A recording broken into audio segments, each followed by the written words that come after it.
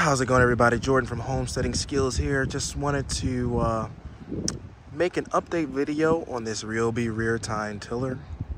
I had left a review about it about a little bit over a month ago or so, and you can check that video out as well. In that video, I talk about how the Ryobi rear tine tiller has nearly doubled in price. I bought this thing for about $850, and it's now, the last time I checked, was $1,599, so $1,600 basically on Home Depot's website. And that was my biggest complaint, is that they seem to have sharkishly nearly doubled the price on this. But I still reviewed the performance of it. The performance is pretty decent, but I wanted to talk a little bit more about it because I've used it to basically till about 0.2 acres of land. And I wanted to kind of report on what my experience was using this thing to till that much, which is, this is all you see here is I tilled this with the Ryobi rear tine tiller. And I'll report back on what my experience was using this tiller for that. So the first issue I ran into was the pin. It's called a clevis pin that holds on the tiller blade. Broke a lot. So I went through maybe about 8 different pins. Now the pins aren't expensive, but it's just something to be aware of, is that the one that comes with the tiller, you can't get anywhere as far as I know. I even reached out to Ryobi and they didn't seem to know what I was talking about. So, or they didn't really have any support for me. So I ended up figuring out that I could get a pin from Lowe's that had multiple holes in it, and you could make that work. So basically, I had to replace the pins that hold the tiller blade on to keep the tiller blade spinning, and I had to replace the pin numerous times. Now that could be partially my fault because I'm tilling on land that hasn't been tilled in at least a very long time, and there are tree roots and branches in there and things like that. So that could be the same experience with any tiller, but I'm just letting you know that if you use this, there's a good chance you could break a pin, and you're gonna wanna know what pin to replace. And I'd recommend just if you get this thing, you should already also order some pins that would hold the blade on, because they do break pretty easily. Okay, so that was the first thing I experienced. Also, if you like getting strong, this thing will definitely make you strong, because it's, it can tire you out to push this thing around. I mean, I'm a pretty in shape guy, and it tires me out pretty good. So, that's something to keep in mind. If you think of it positively, you think I'm getting exercise, but this thing is heavy duty, but it's also heavy. So it's a lot of work to push it around, especially turning it around. So if you know that you're going to be turning this thing around, that's when it really it starts to tire you out. It's when you get to the end of where you're tilling and you have to turn it around. It really can tire you out and make you tired. It's good exercise though. So if you think of it that way, if you want the good exercise using it, just know that it's a relatively heavy thing to push around, and it can tire you out. For sure. The most significant thing that people need to know about it, which is the battery draw and how much it draws batteries. It draws batteries down pretty quickly. I mean, I can make it all the way down to here and back, and maybe a little bit ways back again, but not all the way back, and then the battery will be dead. The batteries will be dead, and I have to switch them. That's as far as I can get.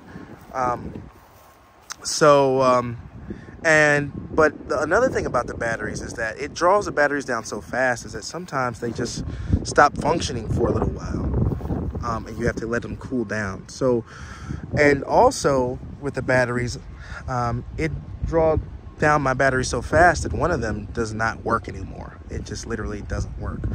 So, and that battery was relatively new. It hadn't been through a lot of cycles. I know batteries have a certain amount of cycles that they can go through before they kind of don't work so well anymore, but this thing definitely did use up one of my batteries. And I think that the fact that this thing it drains the battery so quickly I think that it probably shortens the life of batteries. That's just a speculation I have. I'm not going to say that for a fact, but I suspect that the fact that this thing, you know, sucks up batteries so fast that it actually, you know, drains the batteries and actually, you know, makes them, decreases the lifespan of your batteries. And the Ryobi batteries are not cheap. And the batteries that I'm using, if you can see here, I'm using the 6AH 40V batteries. When you buy this thing, it does come with 4 of those. And I had a few more 6AH batteries that I had that came with a few other Ryobi tools that I had bought. But just letting you know that that's how that goes, is that it drains the battery. And that's the biggest consideration, is that using it for an extended period of time, I think can wear your batteries out pretty quickly. It has of all the Ryobi tools I have all kind of different Ryobi tools. This thing draws down the battery faster than anything else I have. Faster than any lawnmower, faster than any weed whacker, chainsaw. Okay, so those were the main things I wanted to say about it. Oh, one other thing I wanted to say about it was about the blades. As far as I know, you can't get the blades anywhere else than from Ryobi. I hope I'm wrong about that. Now, these blades have been used, so they're covered in dirt, and they still work well. If you try to buy the blades, you can buy the blades for this thing. I believe they're $179.99. If I'm wrong about that, I'll correct it on the screen here. But I believe that they were $179.99 for the blades. And so that's not cheap either.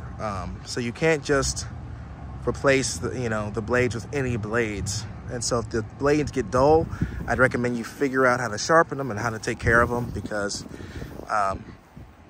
if you're replacing the blades, that can be expensive as well. So overall, this thing costs $1,600 pretty much, and then it also can wear batteries down pretty quickly. Also, to get fresh blades, that's going to cost you $179.99 on Home Depot site, and I don't know of anywhere else where you could get the blades. As far as the job that it does tilling, it does a pretty good job. It definitely churns up the ground pretty good. And it broke this ground pretty good. I mean, this was thick grass before. It doesn't, maybe even from the camera, it doesn't look like it did the greatest job, but it did a pretty good job breaking up the grass.